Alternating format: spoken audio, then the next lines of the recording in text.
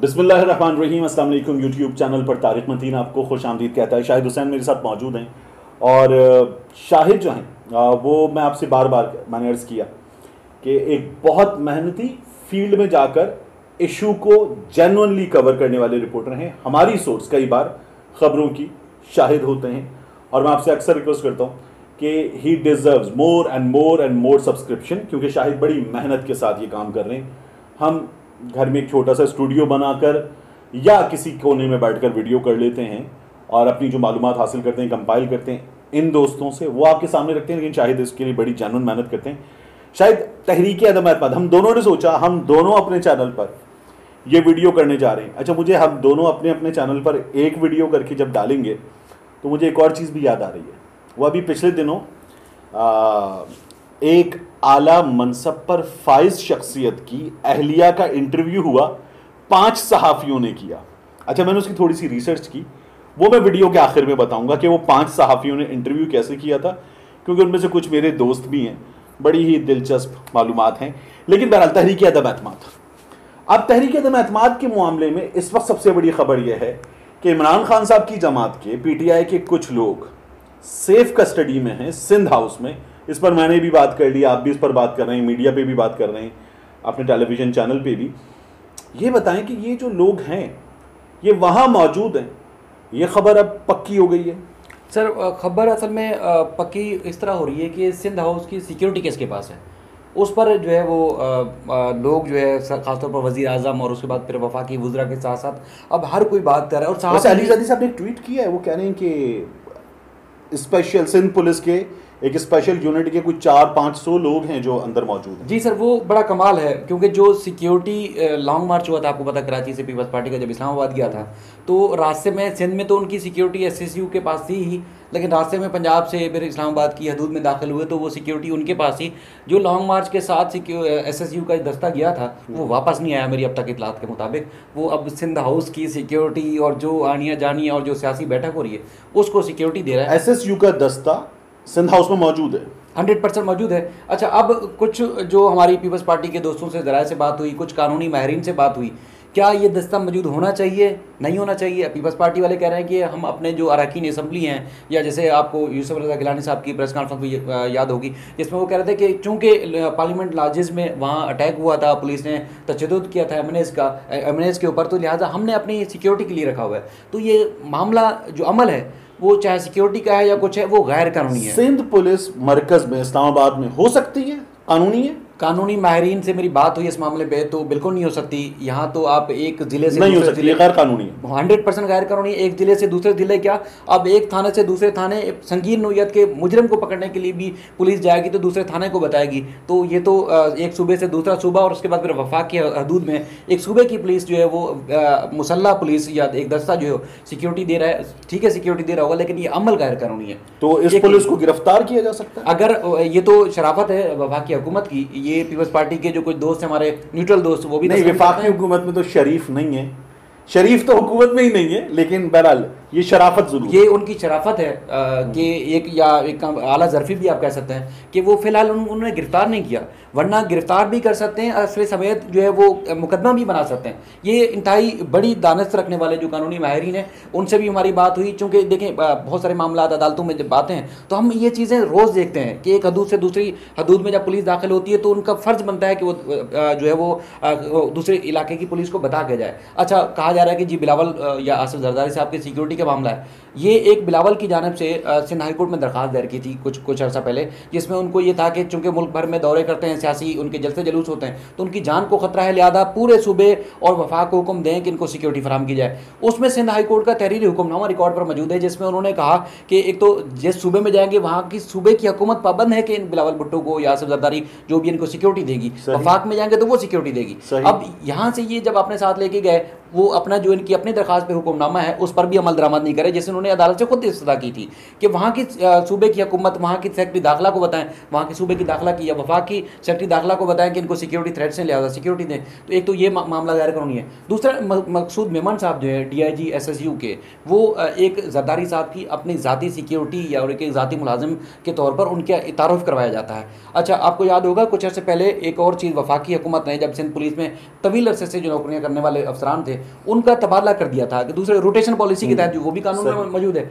तो वहाँ से भी इन्होंने बचने के लिए मतलब वो अमल नहीं किया। जब सेक्रेटरी इस्टेब्लिशमेंट ने इनका तबादला दूसरे सूबे में किया तो उस नोटिफिकेशन या नोटिस के खिलाफ या शोकाज के खिलाफ सिंध हाई कोर्ट आ गई, यहाँ से उन्होंने स्टे लिया, अब तक वो स्टे पे चल रहे हैं। तो ये बड़ा मामला संगीन है और मतलब पुलिस गैर कानूनी वहाँ रुकी हुई है और अगर कोई रेल फेल हो रही है तो वो भी गैर कानूनी हो रही है। और जिसकी बात कर रहे हैं कि कानूनी और सारी चीज़ें होनी चाहिए तो जाहिर है फिर अच्छा, रेल फेल तो दौलत की है और दौलत जो है वो इस वक्त वज़ीर आज़म साहब कह चुके सवात के जलसे में, हुकूमत के लोग कह रहे हैं, शाह महमूद कुरैशी साहब कह रहे हैं कि नोटों के थैले हैं लोटों के थैले के लिए और उनको वो मिल रहे हैं। तो ये कोई 12-13 लोगों की बात हो रही है।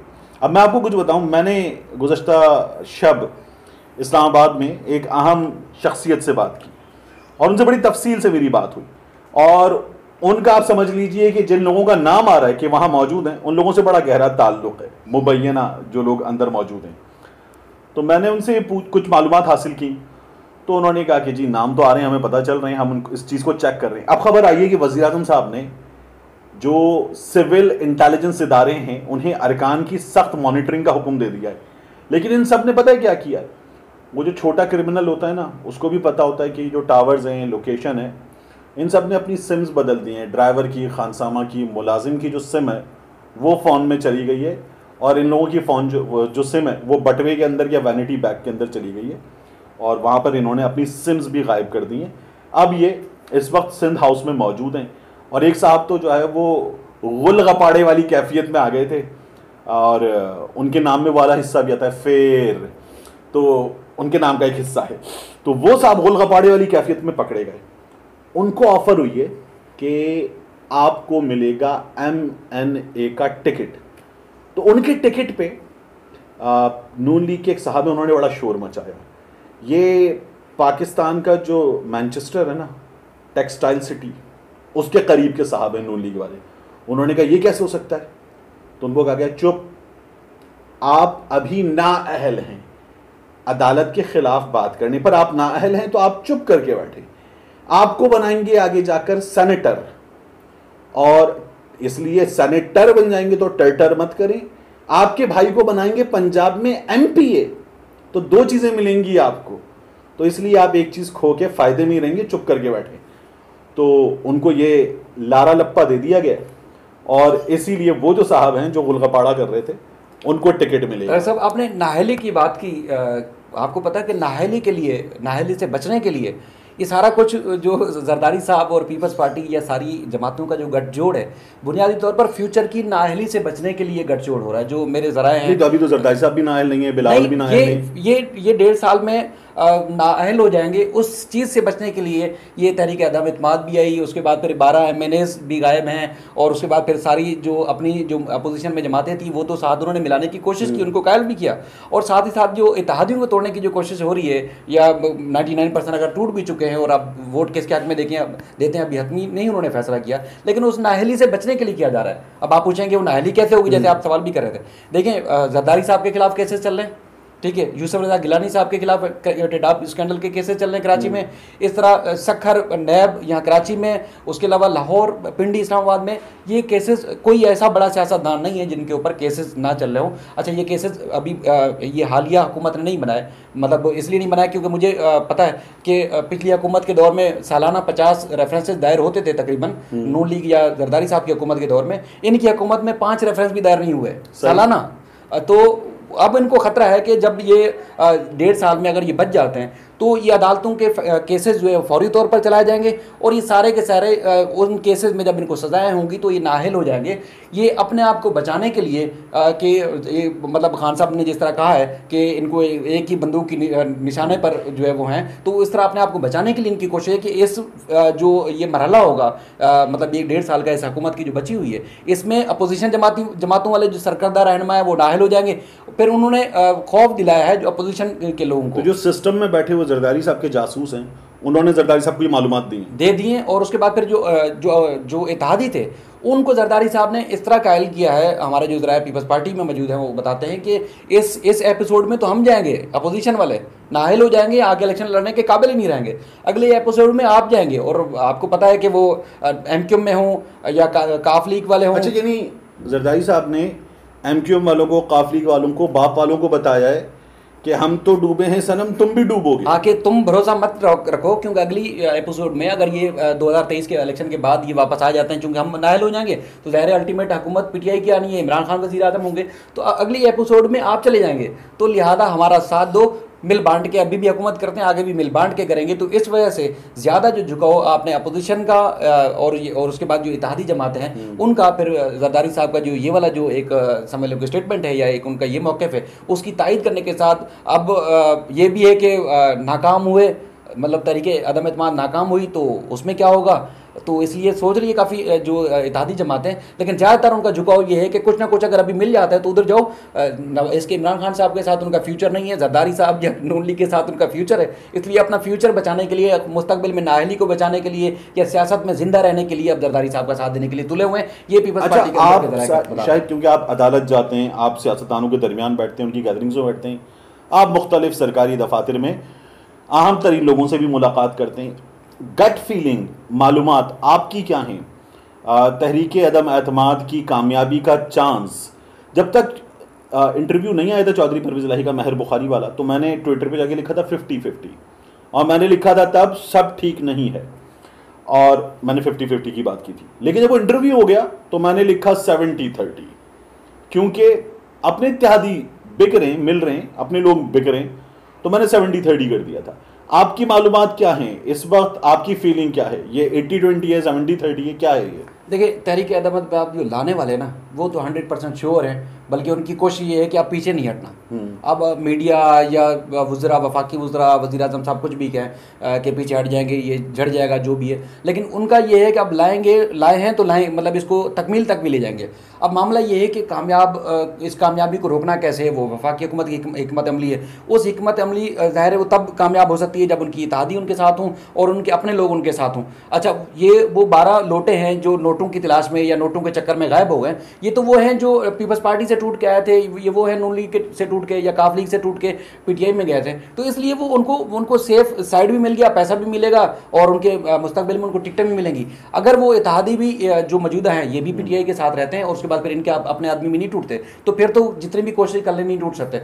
लेकिन अब उनको जो किया हुआ है, यानी कि लोगों को जो गायब किया हुआ है, अब उनको बचाने वाला भी कोई नहीं है। यानी कि अगर न्यूट्रल जो लोग हैं, एतराफ़ के जो इर्द गिर्द के जो इदारे हैं, वो अगर न्यूट्रल हो गए हैं तो फिर इन्होंने धड़ल्ले पे जो भी करना है कर लें। वज़ीर आज़म स्टेटमेंट दे सकते हैं या वहाँ के वज़ीरा स्टेटमेंट दे सकते हैं, इसके अलावा कुछ कर नहीं सकते। अगर जो कुछ करने वाले थे वो न्यूट्रल हो गए और उसके बाद फिर ज़ाहिर है फिर वो ज़्यादातर चांसेस ये लग रहे हैं अब तक की सूरत हाल है कि वो अपोजिशन की जो तहरीक है वो कामयाब हो जाएगी, क्योंकि एक तो लोग न्यूट्रल हो गए, दूसरा ये है कि अगर वो गलत काम कर भी रहे हैं तो उनको कोई रोकने वाला नहीं है, और इत्तेहादी भी नहीं है और अपने भी साथ छोड़ जाएंगे। फिल्म अंदाज अपना देखिए, जब आप कह रहे थे ना सलमान खान और आमिर खान वाली कि अब ये आए हैं पीछे नहीं हटेंगे, अब आए हैं तो कामयाब होंगे, करके जाएंगे इसको, तो वो शक्ति कपूर का कैरेक्टर था, वो कहता है क्राइम मास्टर गो आया हूँ तो कुछ लेके तो जाऊँगा।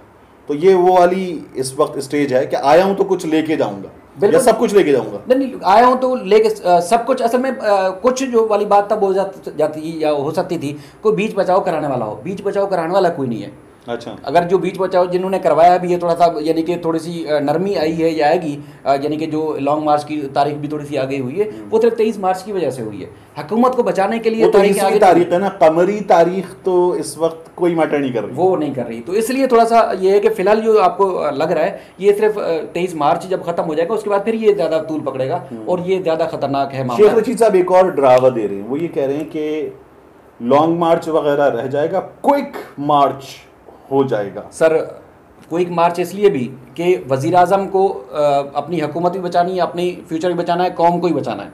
वज़ीर आज़म का ये मिशन है, उनका विजन भी है। इनको अपना मुस्तकबिल बचाना है अपना। हाँ। तो अब जो अपना मुस्तकबिल बचाने के लिए निकले हुए हैं वो ज़ाहिर है सरतोड़ कोशिश करेंगे, वो भी करेंगे।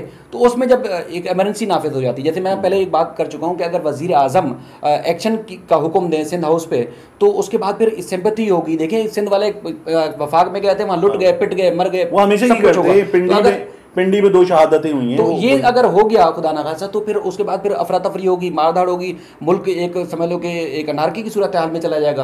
तो उसका फ़ायदा ज़ाहिर है फिर दुश्मनों को ही होता है, हमदर्दों को बहुत कम होता है। तो ये सारी जब सूरत हाल होगी तो फिर क्विक मार्च के ज़्यादा चांसेस हो जाते हैं। तो इसलिए शेख रशीद साहब की बात वैलिड है, वो पॉइंट रखती है, मैटर रखती है बल्कि इस मौके पर। सही। तो हम इसको अब समेटते हैं, यहाँ समअप करते हैं। लेकिन मैंने कहा था मैं आपको बताऊंगा कि वो 5 सहाफ़ियों वाला इंटरव्यू कैसे हुआ था। 5 सहाफ़ियों वाले इंटरव्यू की कहानी मैंने पूछी। मेरे एक बड़े अच्छे दोस्त हैं, वो उन सहाफ़ियों में से एक सहाफ़ी के साथ काम करते हैं। तो मैंने उनसे पूछा, मैंने कहा यार ये कैसे हुआ था, क्या ये पांचों एक साथ मौजूद थे? और सरीना ईसा साहिबा नाम ले रही थी, mister Imran, Talat I can tell you, look Salim Safi साहब का, तमाम लोगों का नाम लेके, और जो वजाहत मसूद साहब हैं उनका, सबका नाम लेके जवाब दे रही थी। तो मैंने कहा ये क्या किया है? कहने लगे एक साहब ने इंटरव्यू किया और उन्हें एक साहब ने ये बता दिया कि ये 5 लोग होंगे, आप जब जवाब देंगी ना तो फलां सवाल का जवाब देते हुए ये नाम ले दीजिएगा फलां सहाफ़ी का कि मिस्टर इमरान, ये सवाल इमरान का हो गया, ये सवाल वजाहत का हो गया, ये सवाल तरत का हो गया, और आप उनका नाम ले देंगी। बाद में हम इन सबसे कैमरे पे इनके सवालात लेंगे और इन्हें जोड़ के पोस्ट में एडिट करके 5 इन सहाफ़ी एक शख्स के का इंटरव्यू ले रहे ऐसे बनाकर पेश करेंगे। तमाम सवालात जो थे उन सहाफ़ियों के नहीं थे, उन सहाफ़ियों को बताया गया कि हमने, यानी कि वो इंटरव्यू में मौजूद ही नहीं थे वो, हाँ, आपका नाम इस्तेमाल किया है और आपके बिहाफ पे ये सवाल हमने खुद ही कर लिए हैं, अब ये आपके सवालात हैं। तो उन्होंने कहा ठीक है, मंजूर है। और ये जो था ये बाकायदा बहुत ऊपर से प्लान करके किया गया था। इस इंटरव्यू के सिर्फ मोनेटाइजेशन के पैसे नहीं आए, इस इंटरव्यू के पैसे कहीं और से भी आए हैं, ये मैं आपको बता सकता हूँ। तो बहरहाल ये हमारा मीडिया आपको पता है जिस तरह पूरा खेल का हिस्सा होता है। अब मौजूदा सूरत हाल में भी देख रहे हैं कि बस नहीं चल रहा। 99%, आप भी खुद लोगों की तस्हीह करते फिर रहे होते हैं कि 99% सिर्फ अपनी ख्वाहिशात या बैठ के एज्यूम कर लिया, खबर ठोक दी, मतलब कोई पूछने वाला नहीं, कोई चेक करने वाला नहीं। तो मैं कल भी ये, बल्कि जब इसके परवेज़ खटक साहब का एक स्टेटमेंट के हवाले से बात हुई तो उन्होंने इसकी तरदीद की। तो इस तरह अगर सब तरदीद पे लग जाए तो कम से कम कुछ जो ये जो हंगामा बर्पा किया हुआ मीडिया ने उसका थोड़ा सा वो बैठ सकता है, वरना तो ये झाग इस तरह उड़ती रहेगी और परेशान करेगी हम को। ठीक, तो व्यूअर्स समेटेंगे इसको यहाँ पर, और शायद आपका बहुत शुक्रिया सर। आपका भी बहुत शुक्रिया, आपने अच्छा तारुफ करवाया। और मैं अक्सर दोस्तों को कहता हूँ कि तकरीबन 99% जो मेरे सब्सक्राइबर हैं वो आपकी वजह से, वो आपकी मेहनत की वजह से है, और अल्लाह ताला जो है वो आपको और कामयाबी दे, और अल्लाह ताला पाकिस्तान को सलामत रखे, पाकिस्तान को हर चोर से, हर लुटेरे से महफूज रखे, और हर चोर को, हर लुटेरे को अल्लाह ताला गारत करे। आमीन सुम आमीन। मिलते हैं इंशाल्लाह आपसे अगले व्लॉग में।